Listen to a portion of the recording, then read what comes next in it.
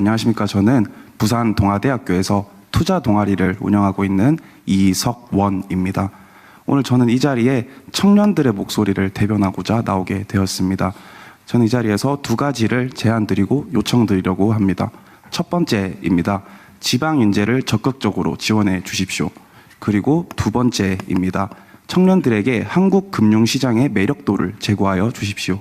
가장 먼저 첫 번째부터 풀어보도록 하겠습니다. 대통령님의 국가의 성장은 국민의 성장으로 이어져야 한다는 말에 뼈저리게 공감하고 있습니다. 하지만 국가 성장의 마중물은 청년이라고 생각합니다. 그 와중 저는 지방 청년의 입장으로서 수도권에선 양질의 교육, 양질의 인프라를 제공받고 있는 상황 속 지방 인재에 대한 양질의 교육과 인프라는 매우 부족하다는 점을 뼈저리게 실감하고 있습니다. 저는 금융권을 희망하는 학생으로서 양질의 자료와 양질의 정보를 제공받아야 할 필요가 있지만 그러한 양질의 자료와 양질의 정보는 높은 가격을 동반하게 되고 이는 지방 청년들에게 큰 부담으로 작용하고 있는 심정입니다. 네, 다음으로 지방 인재 창업 관련해서도 적극적 지원을 요청드립니다. 지방에는 창업관이 많지 않기도 하고 창업 지원을 받을 센터가 매우 부족한 심정입니다. 그리고 현재 청년들은 창업에 대한 실패가 두려워 도전하지 못하고 있습니다. 네, 두 번째로 제안드릴 내용입니다. 한국 금융시장의 매력을 청년들에게 어필하여 주시기 바랍니다. 한국 경제 성장의 기초 체력인 청년들의 자본이 현재 해외로 빠져나가고 있습니다. 이는 분명 국가의 잠재 경제의 성장률에 큰 위협을 초래할 것입니다. 현재 한국 금융시장에서 청년들이 투자하는 상황을 살펴본다면 보통 지수를 투자하지 않고 단기적인 테마주나 급등주에 올라타는 모습을 종종 보여주곤 합니다. 그리고 자산 형성의 필수적인 요소로는 미국 주식에 투자하는 경우가 매우 많습니다. 하지만 청년들에게 한국 금융시장의 지수 투자, 장기 투자 시 충분한 매력도를 미국 시장 대비 보여준다면 정부에서 세제 혜택 혹은 장기 투자 시 분리과세와 같은 파격적인 세제 혜택을 지어준다면 분명 청년들도 미국 시장 대비 실질 수익률이 높은 한국 시장으로 오게 되는 통로가 되어줄 수 있다고 생각합니다. 그리고 다음으로 제안드릴 것은 국가 전략 육성 산업 투자 시 세제 혜택을 파격적으로 늘려주십시오. 국가 전략 육성 산업이 청년들이 투자하게 된다면 그 수익을 같이 공유할 수 있게 되고 이는 곧 청년들의 묵돈 마련 그리고 청년들이 소비 이는 곧 국가 기초 체력에 큰 도움이 될 것이라고 생각합니다. 이상 발언 마치겠습니다. 감사합니다.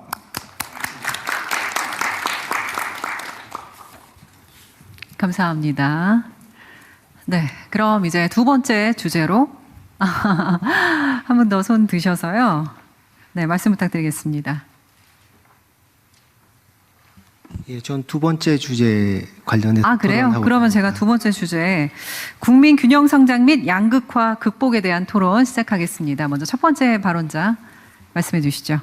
예, 안녕하십니까. 저는 공인노무사로 일하면서 산재 감축과 재해 노동자 보호를 위한 시민단체에서 활동하고 있는 유성규라고 합니다.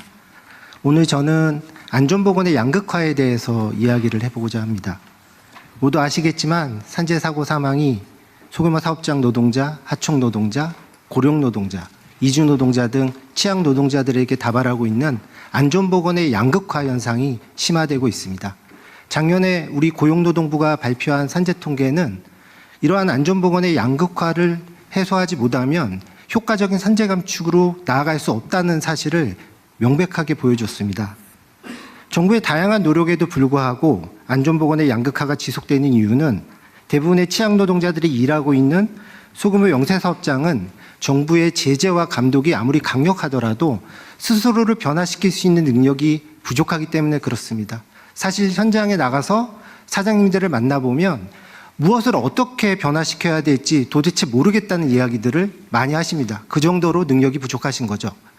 따라서 변화할 수 있는 능력을 지닌 사업장과 그렇지 못한 사업장에 대한 차별적인 산재 예방 감독 전략의 실행이 매우 중요한 시점이라고 봅니다. 능력을 지니고도 변화하지 않는 사업장에 대해서는 지금보다 더 강력한 제재를 실행하고 능력이 없어서 능력이 부족해서 변화하기 어려운 사업장에 대해서는 지금보다 훨씬 더 강력한 지원과 지도 감독을 실행해야 된다고 봅니다. 그런데 이와 관련해서 매우 중요한 지점이 있습니다. 사업주 지원과 지도 감독을 무차별적으로 해서는 안 된다는 거죠. 어떤 지역, 어떤 사업장에 대해서 어떤 지원과 어떤 지도를 할 것인지에 대해서 정확히 타겟팅해야 됩니다. 사실 과거 우리 정부가 수많은 지원 정책과 지도 감독을 펼쳤음에도 불구하고 그 효과가 낮았던 이유는 바로 이 타겟팅을 제대로 못했기 때문이라고 판단이 듭니다. 정확한 타겟팅을 위해서는 산재 다발 지역 및 업종, 공정, 작업 유형, 인적 취약성 등에 대한 목적 지향적이고 면밀한 통계 분석이 반드시 이루어져야 됩니다. 자신이 어디에 발 딛고 서 있는지를 모르는 사람은 앞으로 어디로 나아가야 할지도 모르고 사실 나아가더라도 잘못된 방향으로 나아갈 가능성이 높습니다. 조속히 실질적으로 도움이 되는 산재 통계 수집 및 분석을 위한 인프라 구축이 반드시 마련돼야 됩니다. 덧붙여 소규모 영세 사업주들의 현장의 의견을 들어보면 노동부나 안전보건공단 등이 시행하는 지원 제도를 모르거나 알고 있더라도 그 절차가 복잡하거나 신청 서류가 복잡해서 신청하지 못하는 경우들이 많다고 하십니다. 실제로 제가 현장에 나가보면 누가 사장님이고 누가 직원인지 모르는 경우들이 많습니다. 소규모 영세사업장의 경우에는요. 격리사원도 없고 총무사원도 없고 일도 하시고 서류도 챙기셔야 되는 분들이 많죠. 결국 지원제도를 구축할 때 진짜 도움이 필요한 이러한 소규모 영세사업주들이 배제되지 않도록 제도 접근성을 높이기 위한 방안을 반드시 함께 고민해야 된다고 생각합니다. 부처주의와 산재 감축을 위해서 노력하시는 대통령님과 장관님 그리고 모든 공무원 분들께 힘내시라는 응원의 말씀 드리면서 제 이야기 마무리하겠습니다. 감사합니다.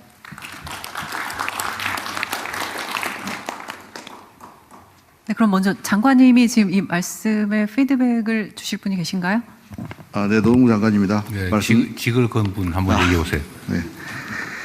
네, 말씀 감사드립니다. 말씀 주신 것 같이 이 산업안전에서도 격차가 심화되고 있고 이른바 엄벌주의가 통하는 데가 있고 엄벌주의조차 감당하지 못하는 사업장이 있습니다. 결국 50억 미만, 50인 미만 사업장에 대해서 우리가 어떻게 지원하고 그들의 산재를 줄일 것인가라는 것이 우리의 당면 과제인데요. 일반적으로 경제가 성장하면 산재율이 줄어드는 것이 일반적인 경향이고 대체로 그러한데 우리 경제는 성장하는데 산재가 줄지 못하다는 것은 첫 번째는 산업 구조와 연관이 되어 있습니다. 작은 사업장이 너무 많습니다. 오늘 오전에도 화성시를 다녀왔는데요. 화성시에 우리나라의 중소기업이 대부분이 들어있는데 그중에 90% 이상이 소규모 사업장입니다. 이분들에 대해서는 1차적으로 진단이 중요합니다. 방금 유성규 노무사님께서 말씀했듯이 고위험 사업장이 어딘지를 정확하게 타겟팅하고 그들에게 맞는 처방을 해 나가면서 작은 사업장에 대한 지원을 강화하겠습니다. 아울러서 충분히 능력이 됨에도 불구하고 반복되는 사업장에 대해서는 경제적 제재도 병행함으로써 그동안 맛없는 당근과 안 아픈 채찍이었다. 이런 비판이 많았습니다. 그래서 당근도 맛있게 하고 채찍도 아프게 해가지고 산재 줄여서 저도 오랫동안 일할 수 있도록 하겠습니다. 고맙습니다. 이거 좀 처음 듣는 얘기인데 맛없는 당근에 안 아픈 채찍이었다. 지금 훌륭한 지적 같습니다. 오래 다니게 해주십시오. 네, 말씀 감사드리고요. 두 번째 주제에 대해서도 아마 지금 손을 굉장히 많이 들고 계셔서 시간이 제한되어 있기 때문에 짧게 부탁드리겠습니다. 그럼 저 일단 죄송한데 저 제일 뒤에 3열에 계신 소상공인연합회 회장님이시죠? 예. 네, 먼저 손을 드셨기 때문에 말씀을 드리겠습니다. 네, 감사합니다. 소상공인연합회장 송치영입니다.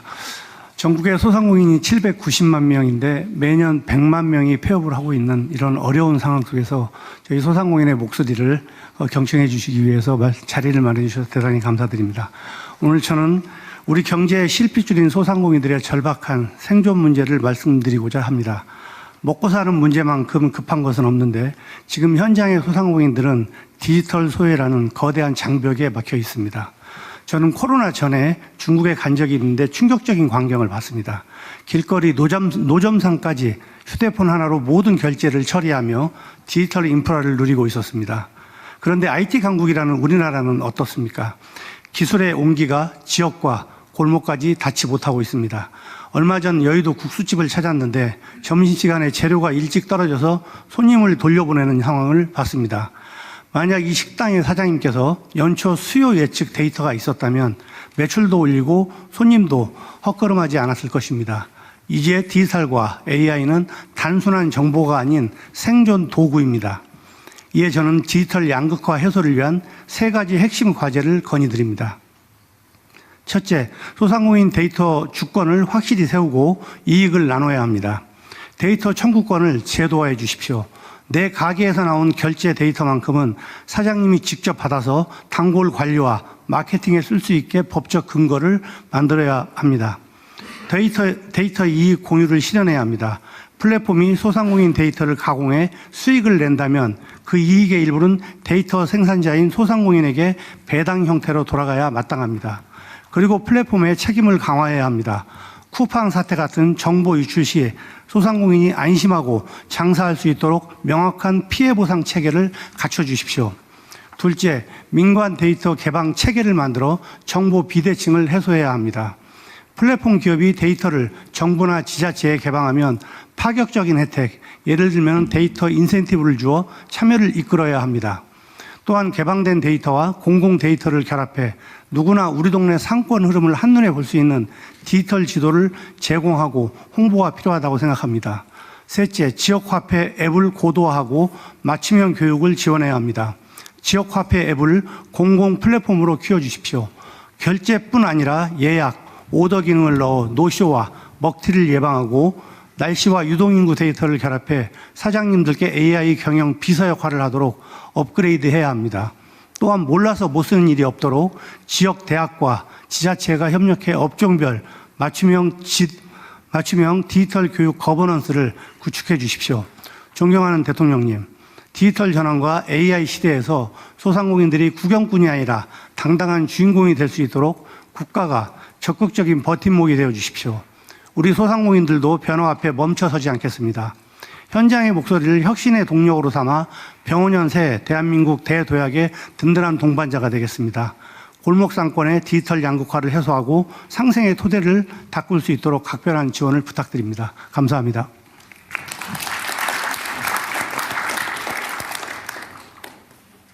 네, 감사합니다. 손 드신 순서대로 저 화신 대표이사님 말씀 듣고 이어서 중소기업 중앙회 회장님 말씀도 듣도록 하겠습니다. 예, 안녕하십니까. 저는 경북 영천에 소재하고 있는 자동차 부품 회사를 경영하고 있는 정서진입니다. 아마 지방에 소재하고 있어서 불러주신 것 같은데요. 중견기업이고 제조업을 하고 있다 보니까 저희 자동차 부품 업체 같은 경우는 1, 2, 3차에 걸쳐서 이렇게 다양한 규모의 업체들이 서플라이 체인을 형성을 하고 있고요. 또 지방에 소재를 하고 있다 보니까 인력 문제가 굉장히 큰 어려움 중에 하나입니다.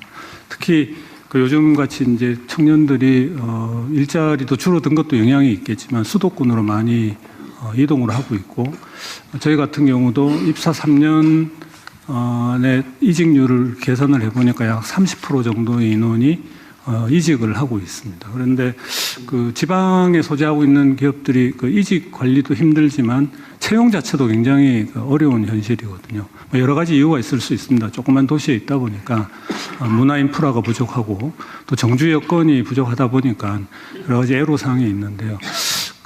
이렇게 지방에 소재하고 있는 기업들, 그러니까 수도권에 있는 기업들을 억지로 지방으로 이전하려고 고민하지 마시고 이미 지방에 거점을 두고 오랫동안 기업체를 운영하고 있는 중소기업들이 인력을 채용하는데 좀 도움을 받을 수 있는 정책들을 좀 개발을 해주시면 도움이 많이 될 것 같습니다. 예를 들면 이거 자꾸 세금 쓰자는 말씀을 드려서 죄송한데 우리 지방에 근무하고 있는 회사에 지원하는 것보다 지방에 근무하고 있는 직원들한테 직접 근로자들한테 혜택이 갈 수 있는 정책을 발굴해 보면 어떨까.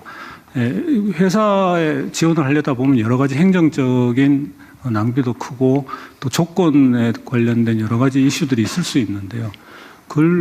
주소지를 검색을 한다든지 코드를 주면 그건 금방 확인이 될 테니까 지방의 중소도시에 근무하고 있는 청년층도 좋고요. 이렇게 직원들한테 직접적으로 혜택이 갈 수 있는 제도를 좀 발굴해 주시면 자연스럽게 좀 청년들도 지방에 소재하고 있는 기업들의 관심을 좀 늘릴 수 있을 것 같고 또 근무하고 있는 직원들도 다소나마 지방에 근무하면서 겪고 있는 어려움을 좀 해소하는데 도움이 되지 않을까 그렇게 생각을 합니다. 예, 들어주셔서 고맙습니다. 감사합니다. 예. 이 지적은 정말 의미 있는 지적인 것 같아요. 저도 평소에 좀 생각했던 부분이기도 한데, 예를 들면 고용 지원을 할 때 지금 회사를 지원해서 근로자들한테 간접적으로 지원하는 경우가 많은데 근로자에게 직접 지원을 해야 체감도 되고 그죠? 그렇죠. 그리고 행정적으로 훨씬 간편할 것 같습니다. 어쨌든 세금 관리를 하니까. 예. 근데 이거는 정말로 우리 기재부에서 전면적으로 한번 검토를 해보면 좋겠어요. 네, 대통령님, 이거 노동부에서 하는 것 중에 재경부하고 협의해야 될 내용인데, 채용 장려금 그대 금방 대표님 말씀하신 것처럼 그동안에는 중견기업은 지어야 됐었는데, 저희들이 중견기업 지역에는 중견기업까지도 지원을 하는 것으로 지난번 국감대 논의되어 가지고 준비하고 있습니다. 재경부하고 협의해 보겠습니다. 근데 이게 회사 측에 세제 지원을 하거나 회사에 고용하는 측에 지원을 하다 보니까 그 임금 수준을 낮추는 수단이 되는 경향이 있더라고요, 오히려. 그러니까 회사는 회사대로 하고 지역이라든지 아니면 나이라든지 이런 개별적 요소에 따라 지원은 정부에서 노동자를 직접 지원하는 게 훨씬 더 맞는 것 같아요. 효용성도 높고. 그거는 전체 분석을 한번 해보면 좋겠습니다. 네, 적극적으로 검토하겠습니다. 네, 감사합니다. 이번에는 아까 제가 말씀드렸는데 중소기업 중앙회 회장님 말씀 들어보도록 하겠습니다. 그 국민 균형 성장하고 양극화이기 때문에 제가 좀 말씀을 드리려고 보람을 얻었습니다. 중소기업 중앙회장 김기문입니다. 1월 2일 날 이 청와대에서 신년 인사회를 했는데 대통령께서 하신 말씀이 기회와 과실을 함께 고루 나누는 모두의 성장만이 대도약의 미래를 이끌 지름길이라고 말씀을 하셨는데 이게 정말 지금 가장 가슴에 와 닿는 그런 사항이라고 생각하고 중소기업계에서 이 말씀을 듣고 굉장히 좀 기대를 하는 그런 사항이었습니다.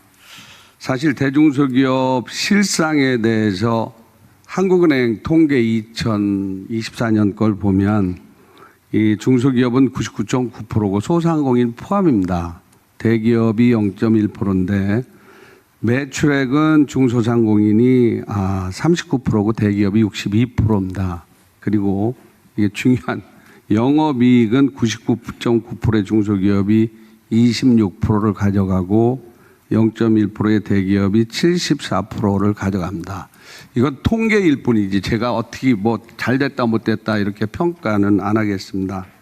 사실 이런 부분들에 대한 사항들을 정말로 정부, 국회, 경제계가 합심해서 대중소기업이 그다음에 소상공인이 고루 성장하는 경제 구조가 될 수 있도록 정말 진정으로 좀 바라는 사항입니다.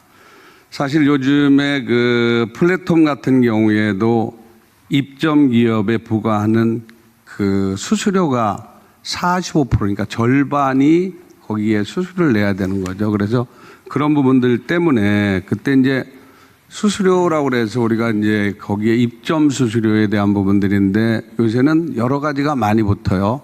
판매 촉진비 무슨 비 뭐 해가지고 많이 붙어가지고 그런 부분들이 있는데 이런 것은 정말 좀 개선돼야 되지 않나. 근데 매출 규모로 보고 뭘 보면은 그런 기업들은 돈을 못 벌고 거기 입점한 중소기업들 입장에서는 너무 깎는다, 너무 그렇다, 뭐 이런 부분들에 사항이 많이 있습니다. 제가 이 현장에 있는 얘기에 대한 부분들을 말씀을 드리는 거고요. 아까 대통령 말씀하셨던 중소기업한테 그런 판매를 할 수 있는 여러 가지 지원을 해 주셨으면 좋겠다 이렇게 말씀하시는데 정말 그건 절실하게 필요한 거고요. 저는 산업부에 있는 코트라가 지금 열심히 잘하고 있는데 그걸 더 전폭적으로 중소기업이나 소상공인들한테 길을 열어주면 굉장히 더 좋지 않을까. 사실 재작년부터 시작해가지고 미국에 화장품을 수출하는데 화장품의 본고장인 프랑스하고 일본을 꺾고 우리나라가 1등을 했습니다.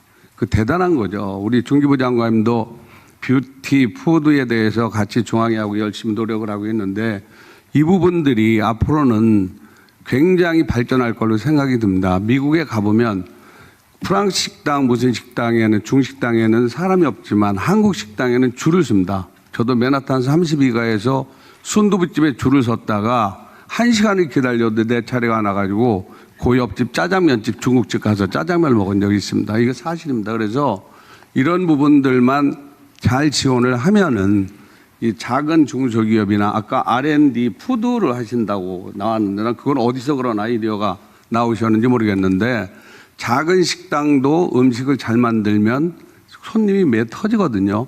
그런 R&D 푸드의 푸드를 R&D로 그런 그 식당들한테도 한번 제공해 보겠다 이런 것들이 이 속속들이 정책이 스며들면 굉장히 좋지 않을까 이런 생각이 듭니다. 그리고 한경협 회장 와 계시는데 그 한경협하고 중소기업 중앙회하고 옛날같이 더 적극적으로 좀 그 노력을 해가지고 그런 쪽에서 좋은 결과를 만들었으면 하는 그런 생각입니다. 새로 오셔가지고 아주 반갑습니다. 예, 네, 예. 좋습니다. 네. 시간 관계상 한 분, 두 분 이야기 들으면서 좀 마지막에 이제 협회장님 말씀으로 마무리해야 될 것 같습니다. 네, 짧게 부탁드리겠습니다.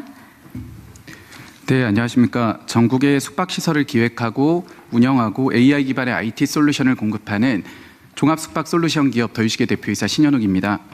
6년 전 청년들이 창업한 벤처기업은 정부의 벤처 지원 정책 그리고 관광산업 활성화 정책 덕분에 올해 연매출액 3,500억을 목표로 할 정도로 잘 성장하게 되었습니다. 이 자리를 빌어서 감사의 말씀을 드리고 싶습니다. 다만 대통령께서 자신감을 갖고 건의를 해달라고 말씀 주셔서 지역관광 활성화를 위한 건의를 드려보고 싶습니다. 대한민국 지역관광의 미래는 관광진흥법에 적용을 받는 1,000여 개의 관광호텔이 아니라 전국에 27,000개가 넘게 있는 공중위생관리법에 적용을 받는 일반 숙박업에 달려있다고 생각합니다. 하지만 현재 제도는 관광 숙박업과 달리 지역관광 인프라를 실질적으로 제공하는 일반 숙박업은 외국인 고용도 제한되고 있습니다. 더군다나 일반 숙박업에서 사업을 하고 있는 저희 벤처기업 같은 경우에도 30년 전에 제정된 소비성 서비스업으로 분류되면서 정부 지원 사업조차 지원을 못하고 있는 것이 현실입니다. 지역관광 인프라를 혁신하는 일반 숙박업에도 관광 숙박업과 동일한 기준을 적용해 주십시오. 그것이 최소의 예산으로 지역관광을 살리고 지역경제를 살리는 일이라고 생각합니다. 감사합니다.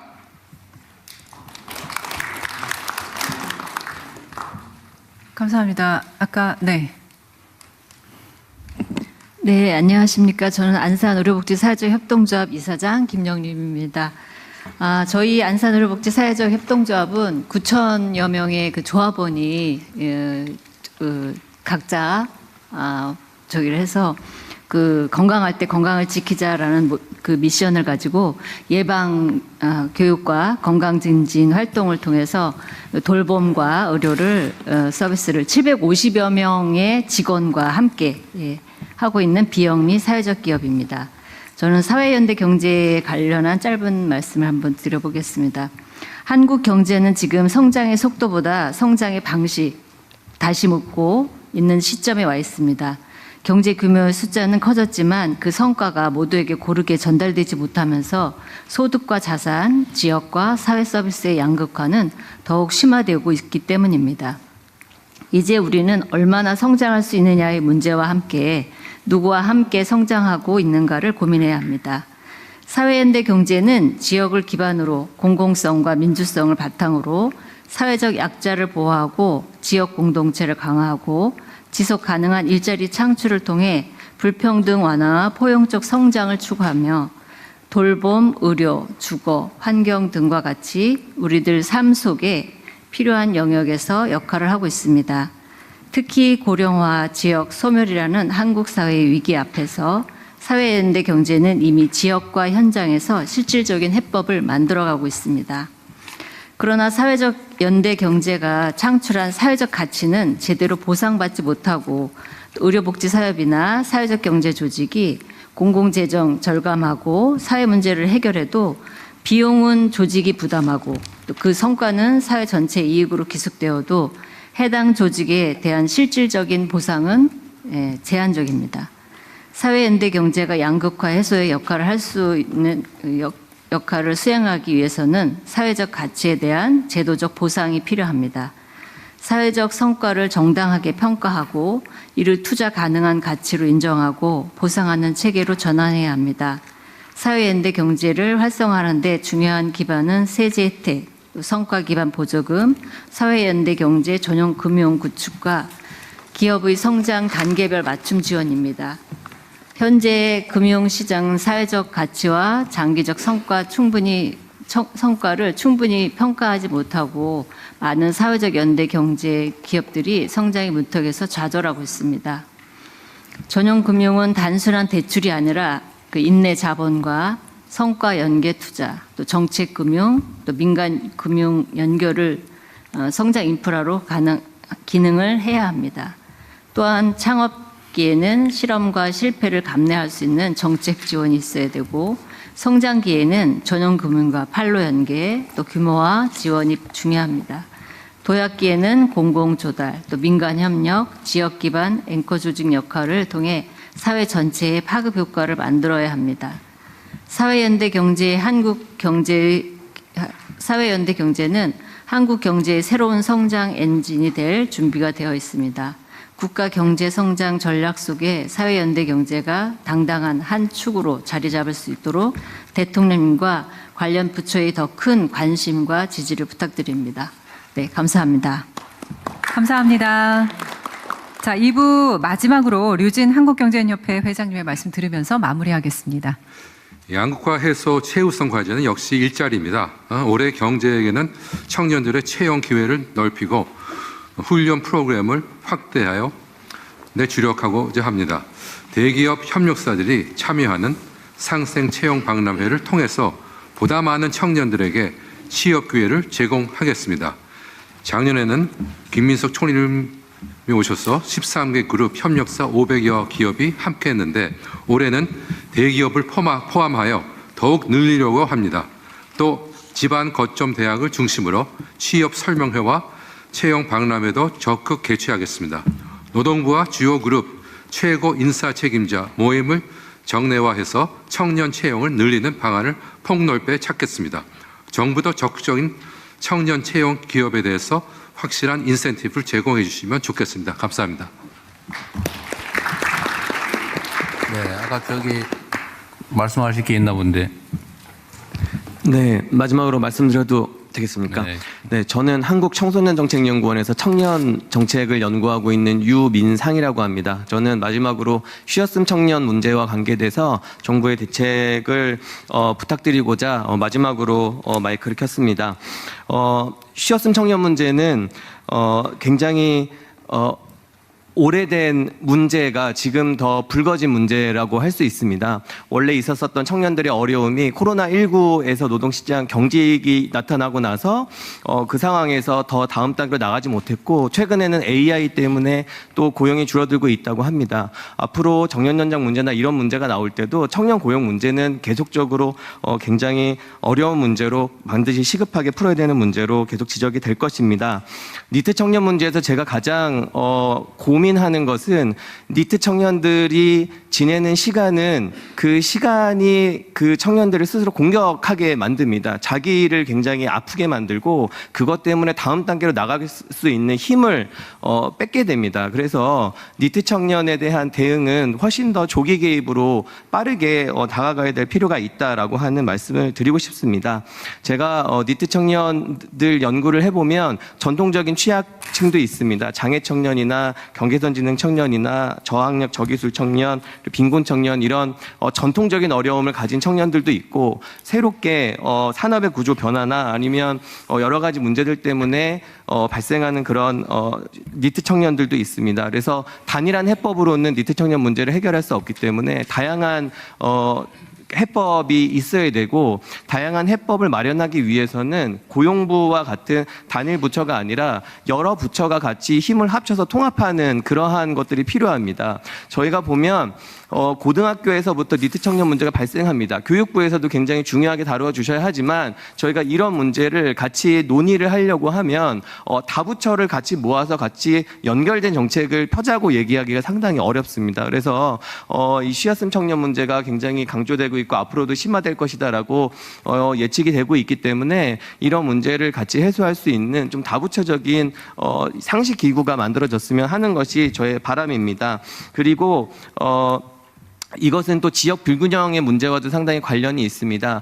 수도권의 청년 정책이 훨씬 더 뛰어나고 지방으로 갈수록 청년 정책이 어려워집니다. 이것은 청년 고용 서비스도 고용 서비스 안에 있는 워커들의 처우도 상당히 불안정하기 때문에 청년 고용 서비스가 탄탄하게 가기 위해서는 그런 일자리의 질이라든지 서비스의 질이라든지 이런 것들이 지역적으로 다 균질하게 되어야 될 필요가 있습니다. 그리고 마지막으로 말씀해 주신 것과 같이 일자리 확대가 굉장히 필요합니다. 근데 당장 저희가 일자리를 마구 만들어낼 수 없기 때문에 그 이전에 있는 일경험들도 많이 확대가 되어야 되고요. 특히나 지역 청년들 같은 경우에 지역에서 일경험을 할 수 있는 것이 많이 없다고 항상 얘기를 합니다. 그래서 그러한 발굴들이 더 지역 청년들을 위해서 이루어졌으면 좋겠습니다. 그리고 중장기적으로는 아까 말씀드린 대로 이 로드맵이 필요할 것 같습니다.